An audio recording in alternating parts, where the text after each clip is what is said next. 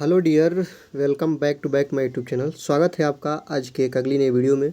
दोस्तों, अब हम बात करेंगे यूपी टेट प्रीवियस ईयर। जितने भी यूपी टेट के प्रीवियस ईयर विगत परीक्षाओं में पूछे गए क्वेश्चन हैं, सभी क्वेश्चन का लगातार हम श्रृंखला देखेंगे और इसको समझने का प्रयास करेंगे कि कैसे क्वेश्चन जो यूपी टेट में बनते हैं। तो आपके आने वाली परीक्षा को ध्यान में रखते हुए यूपी टेट के सभी प्रीवियस ईयर क्वेश्चन एंड जो नए नए कंटेंट के क्वेश्चन हैं सभी को हम लोग कवर करेंगे। तो जो ये आज की वीडियो है दोस्तों, आज की वीडियो में हम विगत वर्ष की परीक्षाओं के प्रश्न का एनालिसिस करने वाले हैं। तो देखेंगे समास का विलोम शब्द क्या होता है या समास का अपोजिट क्या होता है। तो समास का जो विलोम शब्द होता है दोस्तों, समस्या नहीं होता है, व्यास और समासिक और साहसिक, ठीक ना। साहसिक समास का पद नहीं है, समासिक पद जो समास के उदाहरण होते हैं उसके जो पद होते हैं उसको समासिक पद बोला जाता है। लेकिन समास का विलोम शब्द क्या कहलाता है दोस्तों? समास का विलोम शब्द व्यास कहलाता है। क्या कहलाता है दोस्तों? व्यास कहलाता है। ध्यान दीजिएगा, समास का विलोम शब्द क्या कहलाता है दोस्तों? व्यास कहलाता है। समास कितने प्रकार के होते हैं? 6 प्रकार के होते हैं। अव्ययी भाव समास, द्विगु, द्वंद्व और बहुव्रीहि और तत्पुरुष और कर्मधारय समास, इस प्रकार 6 प्रकार के होते हैं। वैसे तो 4 होते हैं, एक के 2 होते हैं तो 6 हो जाते हैं। तो लेकिन आप लोग 6 ही याद रखिए कि समास के कितने वेद होते हैं दोस्तों? 6 होते हैं। इस बात को ध्यान रखिए। आगे देखते हैं दोस्तों, यहाँ पे देखिएगा, यहाँ पे प्रत्यय पूछ दिया है कि घुमक्कड़ शब्द में कौन सा प्रत्यय है दोस्तों। आपको बता दूं दोस्तों, एक होता है प्रत्यय और एक होता है दोस्तों उपसर्ग। क्या होता है? उपसर्ग। तो प्रत्यय जो होता है वह किसी मूल शब्द के अंत में लगकर उसके अर्थ को बदलता है, उसको प्रत्यय बोलते हैं। प्रत्यय कहाँ लगता है दोस्तों? अंत में, लास्ट में।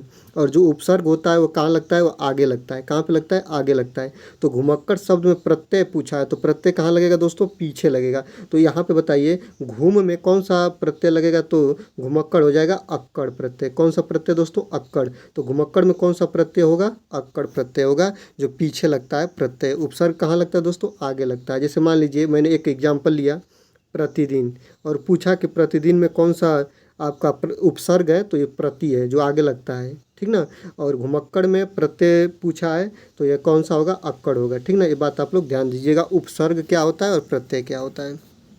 आगे देखिएगा, डंका, यहाँ पे देखिएगा ये मिस प्रिंटिंग है दोस्तों, अंग है। क्या है दोस्तों? अंग, ठीक ना। अंग, अंग का उच्चारण स्थान क्या होता है? तो अंग का उच्चारण स्थान क्या है दोस्तों? आपको इसके बारे में बता दूं, अंग जो है वह नासिक के व्यंजन है। कौन सा? नासिक के। और इसका जो उच्चारण स्थान क्या है? नासिक के। हर वर्ड देखिएगा, वर्णों की संख्या कितनी होती है? 52 होती है, ठीक ना। जैसे क से लेकर और यहाँ अंग और यहाँ पे च से लेकर यहाँ पे अड़, तो जो 5वां वर्ड होते हैं दोस्तों, इसको नासिक के व्यंजन या पंचमा अक्षर बोला जाता है। क्या बोला जाता है? पंचमा अक्षर बोला जाता है। आगे देखिएगा, निम्नलिखित वाक्यों में कौन सा मिश्र वाक्य है? कंबाइंड वाक्य पूछ रहा है कि कंबाइंड सेंटेंस क्या है। तो आप देखिएगा, इसका जो करेक्ट आंसर हो गया, अध्यापक देखते हैं कि छात्र पढ़ते हैं। यह जो है वो कंबाइंड सब्जेक्ट है और कंबाइंड वाक्य है, इसलिए ये ऑप्शन नंबर 1 सही हो जाएगा। आगे देखिएगा, जिसकी पूर्व से कोई आशा न हो उसको क्या कहते हैं? तो ध्यान दीजिए, जिसकी कोई पूर्व में आशा न हो उसे अप्रत्याशित बोलते हैं। ऑप्शन नंबर 2 आपका करेक्ट आंसर।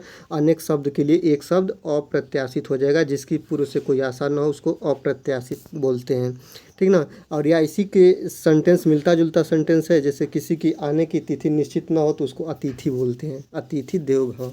ऐसा शब्द याद रखिएगा। आगे देखते हैं, मुझसे उठा नहीं गया वाक्य में वाच्य है, ठीक ना। मुझसे उठा नहीं गया, तो यह क्या है? कर्मवाच्य, कर्तव्यवाच्य, इनमें से कोई नहीं, भाववाच्य। तो यह अपने भावनाओं को बता रहा है वो व्यक्ति कि जो मुझसे उठा नहीं गया। तो इसमें कौन सा वाक्य होगा? वाच्य होगा, तो भाववाच्य होगा दोस्तों। कौन सा? भाववाच्य। यहाँ पे देखिएगा, निष्कपट का संधि विच्छेद क्या होगा? बिना कहे निष्कपट आधा स है, तो यहाँ पे नि धन कपट इसका संधि विच्छेद हो जाएगा। ऑप्शन नंबर ये दूसरा वाला सही हो जाएगा। आगे देखिएगा, इस देश में हिंदी भाषा का प्रयोग लिखने और बोलने में किया जाता है। इनमें से ध्यान दीजिएगा, इनमें से किस देश में हिंदी भाषा का प्रयोग लिखने और बोलने में किया जाता है दोस्तों? तो मॉरिशस में। कहाँ पे किया जाता है दोस्तों? मॉरिशस में। और हिंदी दिवस बनाई जाती है 14 सितंबर को। हिंदी दिवस कब मनाई जाती है? 14 सितंबर को। ये भी इम्पोर्टेंट पॉइंट है। आगे देखिएगा, सूर सागर किस भाषा की रचना है? सूर सागर किस भाषा की रचना है? तो सूर सागर ब्रज भाषा की रचना है। किसकी है दोस्तों? ब्रज भाषा की। आगे देखिएगा, वीरों का कैसा हो बसंत कविता किसने लिखी है? तो वीरों का कैसा हो बसंत काफ़ी प्रचलित और पॉपुलरिटी है पोयम है, सुभद्रा कुमारी चौहान इसको लिखी है। कौन लिखी है दोस्तों? सुभद्रा कुमारी चौहान के हाथों द्वारा यह सजाया गया है, वीरों का कैसा हो बसंत। अगला पॉइंट देखेंगे दोस्तों, क्षेत्रीय में कौन सा विशेषण होगा? तो क्षेत्रीय में कौन सा विशेषण होगा दोस्तों? तो क्षेत्रीय में आपका जो विशेषण होगा वह गुणवाचक होगा। कितने लोग क्षेत्रीय को एक संख्या के रूप में ले लिए होंगे? तो संख्यावाचक नहीं होगा, कौन सा होगा दोस्तों? गुणवाचक क्षेत्रीय में विशेषण होगा।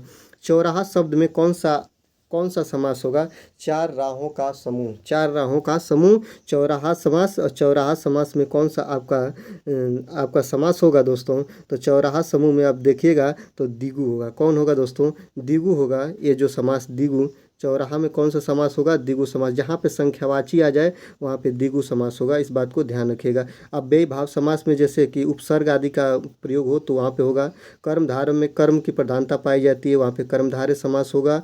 और जहाँ पे आपका जैसे या बीच में जैसे दिन और रात, भाई और बहन, ऐसे शब्द आ जाए, योजक चिन्ह का प्रयोग हो, वहाँ पे आपका द्वंद्व समास होगा। और द्विगु जो होता है वो दोस्तों संख्यावाची होता है। तो चौराहा संख्यावाची है, चार राहों का समूह, तो यहाँ पे द्विगु समास हो जाएगा। आगे देखिएगा, निम्नलिखित में मौखिक अभिव्यक्ति का रूप है। मौखिक अभिव्यक्ति मतलब दोस्तों, मौखिक मतलब मुंह से, अभिव्यक्ति मतलब बोला जाए या मुंह से किसी भी बातों को प्रकट किया जाए या किसी के सामने उसको रखा जाए, उसको क्या कहते हैं दोस्तों? आशु भाषण कहते हैं। जो तुरंत भाषण दे, अपने मुंह से समझकर, अपने दिमाग माइंड का कंसेप्ट का प्रयोग करते हुए भाषण का प्रयोग करे, उसको बोलते हैं दोस्तों आशु भाषण। क्या बोलते हैं? आशु भाषण।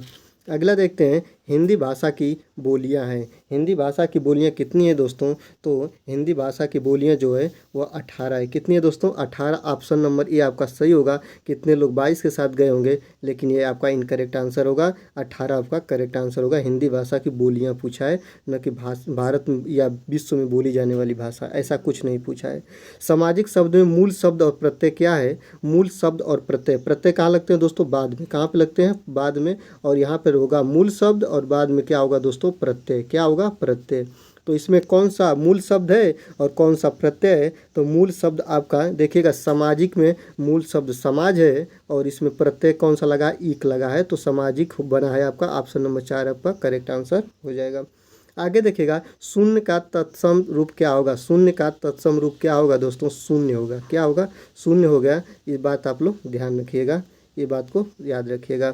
आँख की किरकिरी होने का अर्थ है, आँख की किरकिरी होना। तो आँख की किरकिरी होना का आपका अर्थ क्या होगा? जैसे देखिए, धोखा देना तो होगा नहीं, कष्टदायक देना है तो होगा नहीं, अप्रिय लगना या बहुत प्रिय होना। यहाँ पे देखिए बहुत प्रिय होना, तो ये अप्रिय, ये किरकिरी की बात का है ना, आँख में गड़ने जैसी बातों को कहा है, तो यहाँ पे अप्रिय लगना आपका ऑप्शन नंबर 3 करेक्ट आंसर हो जाएगा। अप्रिय लगना, आँख का किरकिरी होना। आगे आप लोग इतना ही वीडियो में क्वेश्चन है। क्वेश्चन कैसे लगे? अगर अच्छे लगे हैं तो वीडियो को लाइक करें, दोस्तों के साथ शेयर करें। चैनल पर नए हैं तो चैनल को सब्सक्राइब करके बेल आइकन को प्रेस करें।